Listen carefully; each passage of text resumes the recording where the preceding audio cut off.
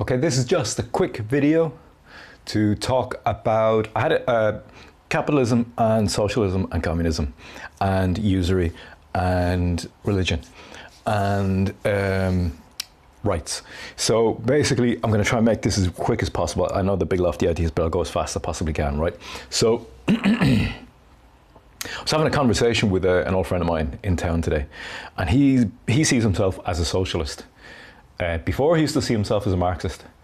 And we had a discussion, and in the last year or two, I've come to understand too that capitalism is just another system.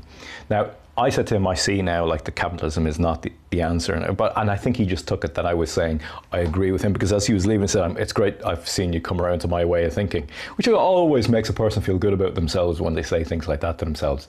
But that's not what I mean.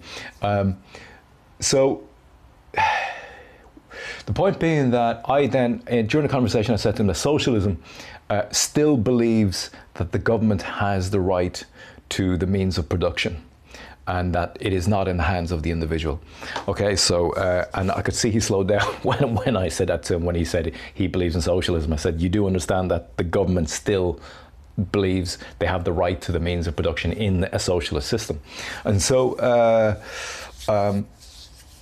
that was fine. And then this evening, then my thoughts went further on that, and I was thinking in terms of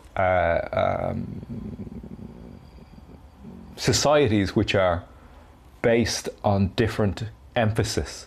So a capitalist system obviously is a system which burns solely on the idea of economy, GDP, and money, and profit, and accumulation of wealth. And so this is what we have now currently in Ireland. And so I was making the point to him that that's okay as long as it's morally held in check by a system such as religion. And to further on that particular idea,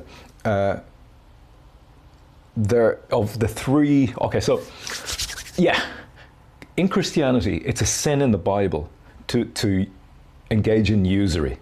What is usury?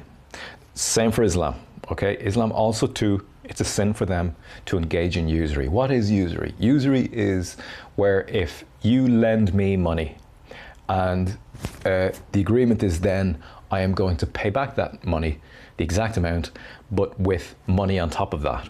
So you're making a profit off of lending me money. So a society that uses usury is a society which the emphasis is on making a profit off of your brother's back. You understand? So it becomes about the money. It's not about the loan. It's not about you are helping your brother out. It's about making money off of that exchange. Okay? So that's the difference in emphasis in a society that allows usury and a society that sees usury as bad. Okay? One leads to a high trust society among people, and the other leads to a lower trust among people. What else in relation to that? Oh yeah, so like rights are, in the Irish Constitution, rights are God-given. They're given by God, a higher power, a deity, all right? So the idea there is that they're not man-made rights.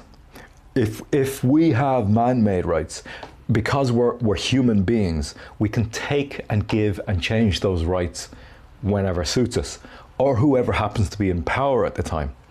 The point of having rights which are outside of the reach of human beings and are solely within the providence of a divine entity, like a god, then we cannot touch those rights.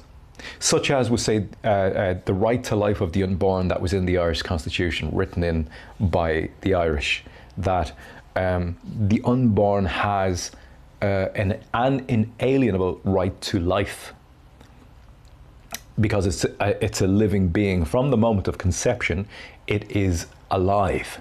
Not from the moment of birth, from the moment of conception. It is a living being.